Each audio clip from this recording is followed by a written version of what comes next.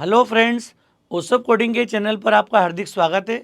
दोस्तों, आज हम बात कर रहे हैं फर्स्ट ईयर के कोडिंग लर्निंग प्लान को लेकर। दोस्तों, ये बहुत इम्पॉर्टेंट पॉइंट है। चूँकि आपने फर्स्ट ईयर में एडमिशन लिया है डिफरेंट यूनिवर्सिटीज़ में, कॉलेजेस में, अब लगभग क्लासेस भी शुरू हो गई हैं।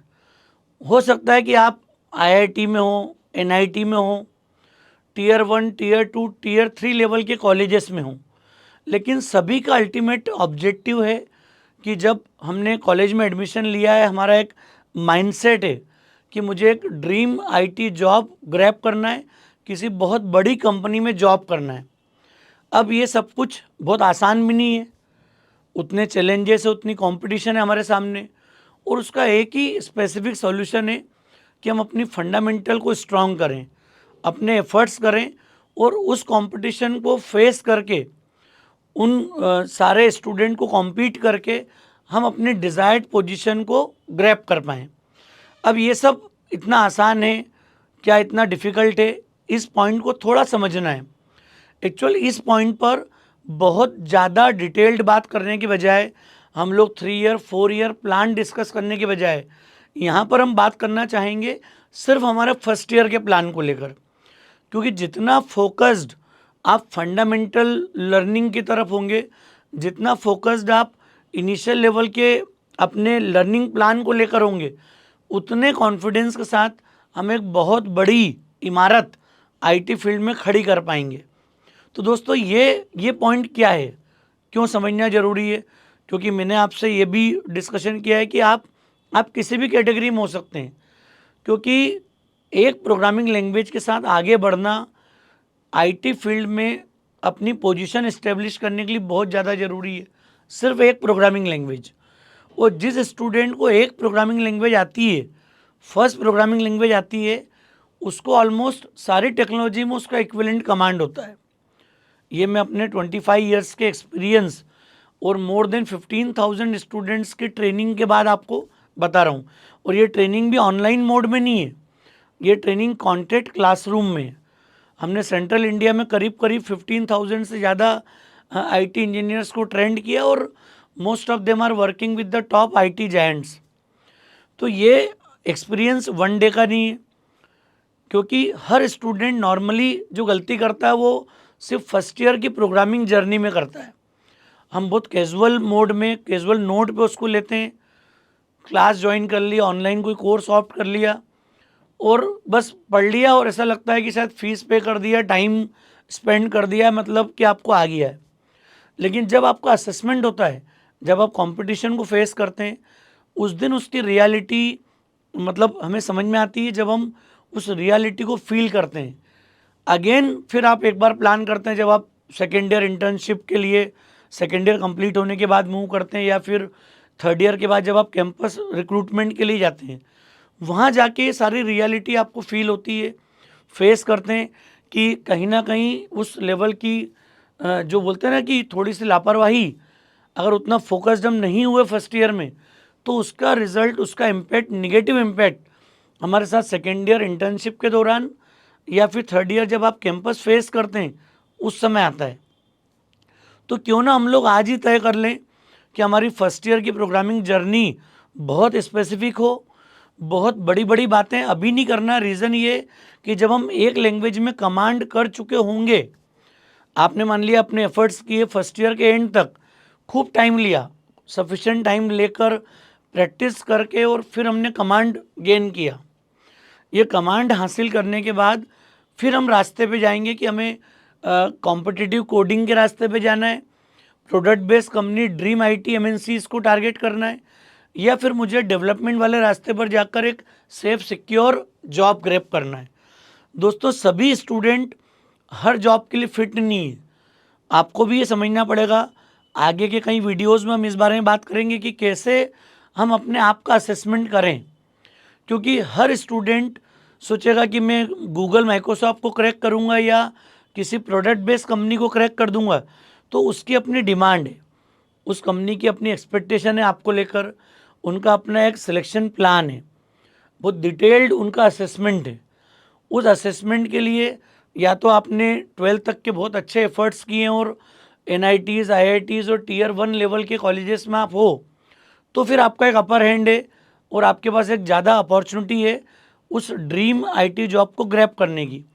पर जो स्टूडेंट टीयर 2, टीयर 3 कॉलेजेस में हैं और उन्होंने 12th लेवल तक उतना कॉम्पिटिटिव एग्ज़ाम की प्रिपरेशन नहीं की, उतना एफर्ट्स नहीं किया है, प्रोग्रामिंग को भी उस डेप्थ तक नहीं गए हैं, तो भी उनके लिए रास्ते बंद नहीं होते हैं। उन्हें एक मिनिमम लेवल की एलिजिबिलिटी बनाकर अपने डेवलपमेंट वाले रास्ते पर प्लान करके मूव करना चाहिए।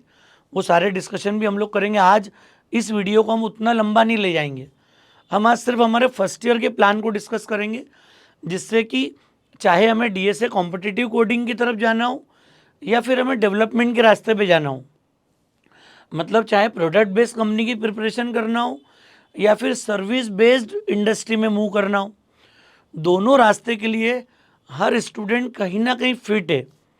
आप अगर एज ए स्टूडेंट अपने आप को देखेंगे तो ऐसा नहीं कि you are fit for nothing, you are fit for either for the product based company, you can prepare specifically for some IT giants, or you can prepare yourself for the development job।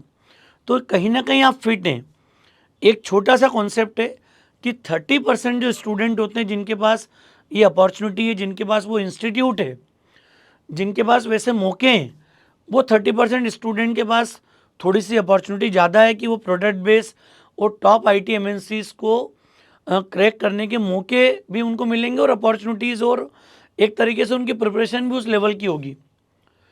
15% student ऐसे होते हैं जो hybrid zone में, जो चाहेंगे तो वो tier 2 level के कॉलेज से भी अपने आप को पॉलिश करके, पुश करके वो उस ब्रैकेट में आ सकते हैं, अपर 30% के साथ कॉम्पीट कर सकते हैं। और ये सब कुछ एफर्ट्स पर बेस्ड है, किसी का नाम किसी जॉब पे नहीं लिखा है। आप अपने एफर्ट्स से, अपने डेडिकेशन से, अपनी प्रैक्टिस से हम किसी भी IT MNC को क्रैक कर सकते हैं। मैंने हज़ारों ऐसे स्टूडेंट देखे हैं जो बैक बेंचर्स थे, एवरेज थे, लेकिन वो किसी पॉइंट पर जाके बहुत सिंसियर हुए और उन्होंने फिर कंपनीज क्रैक करी हैं। आते हैं रेगुलर हमारे चैनल पर इस तरह के स्टूडेंट्स के इंटरव्यूज़ भी आते हैं, और कुछ स्टूडेंट काफ़ी टैलेंटेड थे, उन्होंने एक लेवल का जंप लिया एवरेज वाली कंपनी में, सर्विस बेस्ड कंपनी में, और फिर उन्होंने प्रोडक्ट बेस्ड कंपनी को क्रैक किया 6 मंथ या 1 ईयर के ब्रैकेट में। तो ये सब मौके आपके साथ भी रहेंगे। तो 15% स्टूडेंट हाइब्रिड जोन में जो अपने एफर्ट्स करके अपने आप को उस अपर 30% की कंपटीशन में एंटर कर सकते हैं। रिमेनिंग जो क्राउड है उन्हें निराश नहीं होना है, उनके पास भी डेवलपमेंट का रास्ता है। डेवलपमेंट में भी आपको कई सारे पॉइंट्स को समझना पड़ेगा, जो मैं आगे अपने एक वीडियो में कवर करने जा रहा हूँ। आज इस वीडियो में हम सिर्फ फर्स्ट ईयर के उस प्लान को डिस्कस करेंगे जिसके बेस पर हमारे लिए IT जॉब पाना या उस ड्रीम IT MNC को क्रैक करना आसान हो। चाहे आप कॉम्पिटिटिव कोडिंग की प्रिपरेशन कर रहे हो या फिर आप डेवलपमेंट के थॉट प्रोसेस में हो, हर जगह आपको सबसे पहले एक प्रोग्रामिंग लैंग्वेज के साथ आगे बढ़ना ज़रूरी है। वो लैंग्वेज C++ भी हो सकती है, पाइथन भी हो सकती है, जावा भी हो सकती है, जावा स्क्रिप्ट भी हो सकती है। ये आपकी चॉइस है, आप किस लैंग्वेज के साथ आगे बढ़ना चाहते हैं। मेरा जो सजेशन है, जो मेरा एक्सपीरियंस है, आज 25 ईयर्स में मैंने जो स्टूडेंट के साथ इंटरेक्शन किया है, मैंने क्लासेस में जब उनको ट्रेनिंग दी है, तो मैंने ये समझा है कि सबसे बेस्ट सूटेबल लैंग्वेज अगर कुछ होती है तो वो C++ है। उसका कारण है रिसोर्स बहुत अच्छा अवेलेबल है आपके पास, और एक STL की लाइब्रेरी है जो आपको फ्यूचर में कॉम्पिटिटिव कोडिंग की प्रिपरेशन करने में बहुत ज़्यादा सपोर्ट करेगी। तो मेरा ये पर्सनल एक सजेशन है आपको कि आप C++ को अगर फर्स्ट ईयर में ऑप्ट करेंगे, क्योंकि मोस्टली कॉलेज के करिकुलम में भी होती है, और बहुत बेसिक लेवल के जब लॉजिक बिल्डिंग की बात आती है, छोटे छोटे कॉन्सेप्ट सीखने की बात आती है, तो ज़्यादा टाइम हम लोग C++ में दे पाते हैं। उसके ट्रेनर्स भी आपको ज़्यादा अवेलेबल होंगे। ऑल्दो मैं जावा, पाइथन सभी में ट्रेनिंग करता हूँ, लेकिन फिर भी मैं सजेस्ट करूँगा कि आप शुरुआत C++ के साथ करें। बाद में फिर हम डेवलपमेंट प्रॉस्पेक्ट के हिसाब से या फ्यूचर प्लान के हिसाब से आप किसी एक टेक्नोलॉजी को ऑप्ट कर सकते हैं, उसकी लॉन्ग लेवल लर्निंग के लिए, प्रोजेक्ट डेवलपमेंट के लिए, इंटर्नशिप और उसके आगे की सोच के लिए। तो दोस्तों ये पहले क्लियर कर लें, चॉइस आपकी है। मेरा सजेशन है CO C++ का। आप चाहेंगे तो आप जिस टेक्नोलॉजी को ऑप्ट करेंगे, लेकिन उसकी जो फंडामेंटल लेवल की लर्निंग है, लैंग्वेज की सिंटेक्स अवेयरनेस और प्रोग्रामिंग लॉजिक बिल्डिंग अगर आप स्ट्रांग कर पाएंगे इस लेवल पर, तो ही सब कुछ हमारे लिए फ्यूचर में आसान होगा। और मुझे ऐसा लगता है कि शायद लॉजिक बिल्डिंग CO C++ के साथ करना बहुत ज़्यादा कंफर्टेबल है, बहुत ज़्यादा आसान है, और आप उतना टाइम दे पाएंगे फर्स्ट ईयर में होते हुए। हम उसके लिए सेकेंड ईयर तक का वेट नहीं करें, ये मेरा आपसे रिक्वेस्ट है। अभी से ही हम लोग अपनी जर्नी को शुरू करें। चूँकि अब कॉलेजेस शुरू हो गए, तो आज इस पॉइंट पे ये बात करना बहुत ज़्यादा ज़रूरी है। तो दोस्तों, आप चाहे C++ हो, जावा हो, पाइथन हो, कोई भी लैंग्वेज हो, हर लैंग्वेज को शुरू करने के लिए आपके इनिशियली आपको समझना जरूरी है कि एल्गोरिथम्स क्या हैं, फ्लो चार्ट क्या है, क्यों लैंग्वेज को ऑपरेटिंग सिस्टम के साथ में कनेक्ट करके हम समझना शुरू कर सकते हैं, कैसे हम लोग स्टार्टिंग टाइप जो डेटा टाइप्स हैं, ऑपरेटर्स हैं, कंडीशनल स्टेटमेंट्स हैं, लूप्स कंट्रोल्स हैं, नेस्टेड कंट्रोल स्ट्रक्चर्स हैं, इनका यूज़ जब अपनी प्रोग्रामिंग में हम रेगुलर करेंगे, तो यहाँ से हम फेज़ 1 की लर्निंग को पर कमांड कर पाएंगे, उस पर कॉन्फिडेंस बिल्ड कर पाएंगे। फेज़ 1 में कोई भी कंपनी या कोई व्यक्ति जब आपको असेस करेगा, तो उसका असेसमेंट का सिर्फ ये क्राइटेरिया होता है कि लेवल 1 में क्या प्रोग्रामर है कि नहीं है। वो लूप की कोई प्रॉब्लम आपको दे देगा कि आप इसको सॉल्व करो, बनाओ। तो ये सब चीज़ें बहुत ज़्यादा ज़रूरी है। इस पॉइंट पर आकर फेज़ 1 में हम प्रोग्रामिंग के बेसिक एलिमेंट्स को, बेसिक प्रोग्रामिंग लॉजिक बिल्डिंग को समझ सकते हैं। मेरा सजेशन है कि आप फ्लो चार्ट्स को बनाएं, ड्राई रन करें एग्जीक्यूशन टेबल के थ्रू। जितना ज़्यादा पेपर वर्क आप करेंगे, उतने स्ट्रांग प्रोग्रामर आप बनेंगे। फेज़ 1 सबसे ज़्यादा टाइम लेता है, यहीं पर हमें सबसे ज़्यादा फोकस करना है। कोई प्रोग्राम हम देख के टाइप नहीं करेंगे। आप गलतियां करिए, कई दिनों के एफर्ट्स के बाद पहला प्रोग्राम रन करिए, और एक दिन आप देखेंगे कि आप एक एक दिन में 3-3, 4-4 प्रोग्राम और 8-8, 10-10 प्रोग्राम भी बना पाएंगे। ये सब कब होगा? जब आप कई बार उठेंगे और गिरेंगे, कई बार आपको एरर्स आएंगी। उन एरर्स को देख के आपको डरना नहीं है, घबराना नहीं है, क्योंकि जब आप एफर्ट्स करेंगे तभी एरर आएंगी।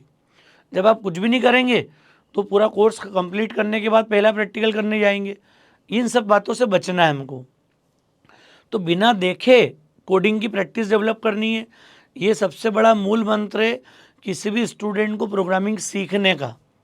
अगर आपने बिना देखे कोडिंग की प्रैक्टिस की, चाहे कई दिनों तक एफर्ट्स करने के बाद पहला प्रोग्राम आप रन कर पाओ, पर जाना इसी रास्ते से, आप देखोगे महीने 1.5 महीने के बाद आपका कमांड किस लेवल तक हो जाएगा। फेज़ 2 का मतलब होता है कि हम बेटर या एफिशिएंट प्रोग्रामर है कि नहीं है। आप फंक्शंस, अरेज और रिकर्शन, स्ट्रिंग, स्ट्रक्चर्स या जावा पाइथन में जाएंगे तो इसके इक्विवेलेंट क्लासेस को लेके हम लोग काम कर पाएंगे यहाँ पर। तो इन टॉपिक पे आप काम करिए। लेवल 2 पर फेज़ 2 में अगर हम मेहनत करते हैं, कमांड करते हैं, तो हम अपने आप को इफ़िशिएंट प्रोग्रामर की कैटेगरी में रख पाएंगे, क्योंकि हम लोग ग्रुप डेटा को हैंडल करना सीख जाएंगे। हम important programming element, functions, recursions, arrays, string जैसे कॉन्सेप्ट के साथ मतलब रूबरू होंगे, उसकी प्रैक्टिस डेवलप करेंगे। थर्ड एक इम्पॉर्टेंट पार्ट आता है हमारी प्रोग्रामिंग जर्नी में, ऑब्जेक्ट ओरिएंटेड प्रोग्रामिंग मॉडल। हम चाहे जावा की प्रोग्रामिंग में हो, पाइथन में हो, C++ में हो, यहाँ पर आते आते आपको क्लैरिटी डेवलप होना जरूरी है कि ऑब्जेक्ट ओरिएंटेड प्रोग्रामिंग पैराडाइम क्या होता है, उसके कॉन्सेप्ट्स कितने इंपॉर्टेंट होते हैं। धीरे धीरे क्लास ऑब्जेक्ट्स की प्रोग्रामिंग करना, ऑब्जेक्ट की पासिंग, रिटर्निंग, कंस्ट्रक्टर, डिस्ट्रक्टर जैसे कई इंपॉर्टेंट टॉपिक हैं जो आपको इनिशियली उप्स की प्रैक्टिस में लगेंगे, और एक समय के बाद आप देखेंगे कि इनहेरिटेंस या concept of code reusability, polymorphism, exception handling, और C++ में STL और जावा पाइथन में आपको मिलेंगी जेनरिक की लाइब्रेरीज, कलेक्शन फ्रेमवर्क। जब कलेक्शन फ्रेमवर्क और STL की बात आप करोगे रिस्पेक्टिव लैंग्वेजेस में, तो फिर आप कॉम्पिटिटिव कोडिंग के लिए, DSA के लिए आप अपने आप को रेडी कर पाएंगे। तो दोस्तों, ये एक मेरा सिर्फ सजेशन है कि इस फेज़ 1, 2, 3 के हिसाब से आप अपनी जर्नी को ब्रेक करें। पूरे ईयर में हमारा अल्टीमेट फोकस होना चाहिए कि हम किस तरीके से बेसिक प्रोग्रामिंग एलिमेंट्स पर, कॉन्सेप्ट पर कमांड कर पाएँ। जिन स्टूडेंट ने इस पर कमांड किया उनके लिए फ्यूचर की जर्नी, फ्यूचर की सारी टेक्नोलॉजीज़ पर बहुत अच्छे से कमांड होता है। ये मेरा पर्सनल एक्सपीरियंस है कि अगर किसी स्टूडेंट को फर्स्ट लैंग्वेज आती है, उस पर कमांड है, तो फ्यूचर में सारी लैंग्वेजेस पे कमांड कर पाएगा। जिसे फर्स्ट लैंग्वेज के साथ में इश्यूज़ हैं, तो वो बाकी लैंग्वेज के साथ में भी कहीं ना कहीं प्रॉब्लम्स में रहेगा। तो ये मेरा आपसे रिक्वेस्ट है कि कुछ भी डिफ़िकल्ट नहीं है, बहुत आसान है। चाहे आप बहुत टियर 3 लेवल के कॉलेज से लेकर आप IIT तक पढ़ रहे हो, हर स्टूडेंट को इनिशियल लेवल पर एफर्ट्स करना पड़ेंगे। आपको अपने पूरे एफर्ट्स डालना पड़ेंगे, तब जाके आप इनिशियल प्रोग्रामिंग पे कमांड कर पाएंगे और फ्यूचर रेडी हो पाएंगे। हम बात करेंगे इसके बाद कि जब प्रोग्रामिंग लैंग्वेज पर कमांड होता है तो फिर मैं DSA कॉम्पिटिटिव कोडिंग का ऑप्शन अडॉप्ट करूं कि मैं डेवलपमेंट वाले रास्ते पे जाऊं। इस बारे में हम लोग बात करेंगे। हमारे एक वीडियो और मैं इस बारे में शूट करूंगा, जिससे आपको क्लैरिटी हो पाए कि सभी स्टूडेंट के पास कुछ ना कुछ जॉब अपॉर्चुनिटी बनी रहती है। हमें कभी नहीं समझना है कि मैं उस जॉब के लिए फ़िट नहीं हूँ। हर स्टूडेंट के पास कुछ ना कुछ अपॉर्चुनिटी है, उसे अपने एफर्ट्स करके सिंसेरिटी से, कंसिस्टेंसी के साथ काम करने के बाद उस पोजीशन के लिए या अपने से अपर पोजीशन के लिए अपनी कैपेसिटी से ऊपर जाकर हमें जॉब ग्रैब करना है। एक रिक्वेस्ट मेरा ज़रूर है कि जब आप इनमें किसी भी लैंग्वेज में अपनी प्रोग्रामिंग शुरू करो तो कमांड होने के बाद 3 महीने 4 महीने देने के बाद आप किसी कोडिंग वेबसाइट की तरफ मूव करें। आप ऑनलाइन कोडिंग वेबसाइट्स पे काम शुरू करें। आप चाहें तो गीक्स फॉर गीक्स पे प्रैक्टिस कीजिए, लीड कोड पे प्रैक्टिस कीजिए, हैकर रैंक पे प्रैक्टिस कीजिए, कोड शेप पर प्रैक्टिस कीजिए, जो कोडिंग वेबसाइट आपको सूट करती है। हाँ, इनिशियली आपको ऐसा लगेगा कि शायद मैं कर नहीं पा रहा हूँ मैं उतने, क्योंकि वहाँ पर कंस्टेंट्स भी हैं। कोड आपको जब सबमिट करना है तो उतना कॉन्फिडेंस हो सकता है आपको नहीं आ पा रहा हो, तो घबराना नहीं है। एक बार आपने बेसिक प्रोग्रामिंग बना ली, कॉन्सेप्ट बना लिए, अब आप प्रॉब्लम सॉल्व करना स्टार्ट कीजिए कोडिंग वेबसाइट्स पे, और एक कोडिंग वेबसाइट्स को फोकस कीजिए। आप लीड कोड पे करिए, गीक्स फॉर गीक्स पे कीजिए, क्योंकि वहाँ पर रहते हुए आप डिफरेंट प्रोग्रामिंग प्रॉब्लम्स को फेस करोगे। और जब आप इस तरह के प्लेटफॉर्म के साथ ट्यून्ड हो जाएंगे तो हमारे लिए फ्यूचर में कंपनीज़ को क्रैक करना, उन इंटरव्यूज़ को फेस करना हमारे लिए आसान होगा। तो ये मेरा एक छोटा सा रिक्वेस्ट है कि लर्निंग के बाद, कमांड के बाद कोडिंग वेबसाइट्स की तरफ हम मूव करें, वहाँ पर 2 से 3 महीना अगले उस बात को दें और उस पर कमांड करके अपना एक बेटर स्कोर, अपनी एक बेटर रैंक मेंटेन करें, और फिर आप देखेंगे कि हम लोग बेस्ट फिट हो जाएंगे IT में एडवांस लर्निंग को लेकर, कैंपस प्लेसमेंट को लेकर, अपनी इंटर्नशिप को लेकर। तो दोस्तों, मुझे उम्मीद है ये वीडियो आपके लिए फ्रूटफुल साबित होगा। अगर आपको इससे कोई डायरेक्शन, कोई गाइडलाइन मिली हो तो आप कमेंट करके मुझे ज़रूर बताइएगा कि आपको कुछ और स्पेसिफिक आपकी क्वेरीज हों, कुछ क्वेश्चंस हों जो हो सकता है इस वीडियो के बाद भी अनआंसर्ड हो।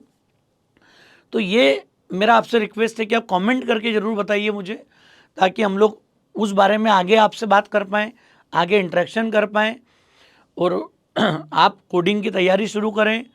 All the best, happy coding, happy learning.